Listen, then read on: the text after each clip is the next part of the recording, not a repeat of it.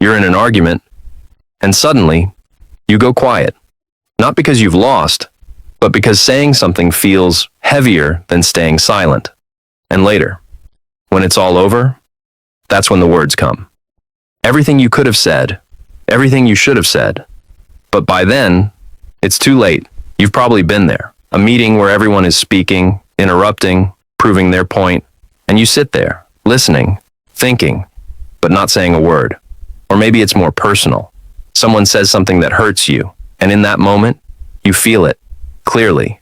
But instead of responding, you pause, and then you say nothing. Not because you agree, but because something inside you holds you back. And from the outside, it looks simple. People assume you're quiet, calm, maybe even weak. But inside, it's not quiet at all. Inside, there's noise, thoughts racing, sentences forming, emotions building, and a constant question repeating. Should I say it or let it go? This is where most people misunderstand silence. They think silence means absence, absence of confidence, absence of clarity. But silence isn't empty. It's often overloaded. And what you're experiencing in that moment isn't just hesitation. It's a response, a psychological response your mind has learned over time. Because when you're in conflict, your brain doesn't just think, it reacts, fight, flight, or freeze. And most people only recognize the first two. They see the loud person, that's fight. They see the person who walks away, that's flight. But the quiet one, the one who stays, listens, but doesn't speak, that's the freeze response. Your body is present, but your expression pauses. Not because you don't know what to say, but because your system is trying to protect you. And that protection often feels like silence. But here's where it gets deeper.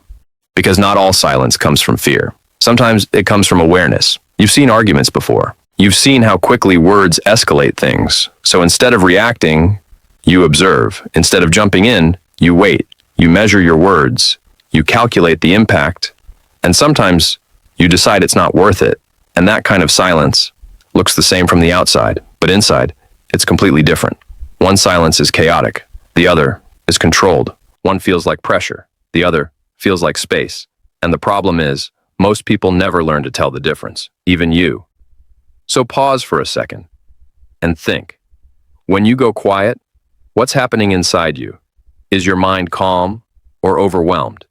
Are you choosing silence, or is silence choosing you? Because that one difference changes everything. Silence isn't your personality, it's a pattern built over time, maybe from childhood, where speaking up didn't feel safe, where expressing yourself led to conflict, rejection, or being misunderstood. So your mind adapted. It learned, stay quiet, stay safe. And that belief stayed with you. Even now, when the situation is different, your response feels the same. You hesitate, you hold back, you stay silent, not because you're weak, but because your system is familiar with silence.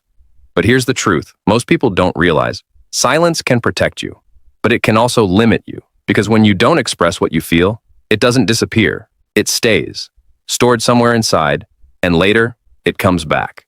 Not in the moment where it belonged, but after. When you're alone, replaying the conversation, fixing it in your head, saying all the things you couldn't say before. And that's when it hits you. You weren't calm. You were holding yourself back. And over time, that builds something heavy, not anger at others, but frustration with yourself. Because you knew what you felt. You knew what you wanted to say, but you didn't say it. And that creates a quiet kind of regret, the kind that doesn't show outside, but grows inside, slowly, silently, until one day, it changes how you behave. You become distant, less expressive, more guarded, or sometimes everything you've held in comes out all at once. And even you don't recognize yourself in that moment, because silence doesn't remove emotion, it delays it. Now here's where things shift. Not all silence is wrong, and not all speaking is right.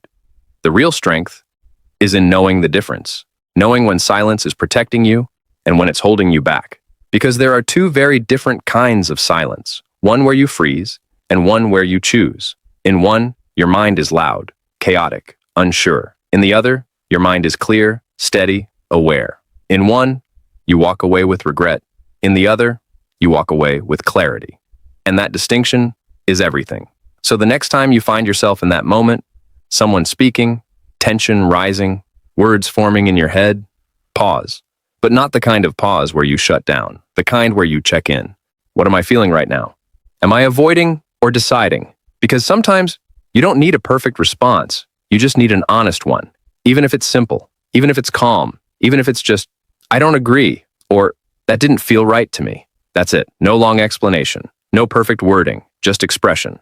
Because breaking silence doesn't mean becoming loud. It means becoming real. And the more you practice that, the more your silence changes. It stops being something that controls you and becomes something you control. People may not notice immediately, but over time, they feel it. You're still calm, still composed, but now you're present. Now your silence has meaning. And when you do speak, it carries weight. So next time you go quiet, don't just accept it, understand it.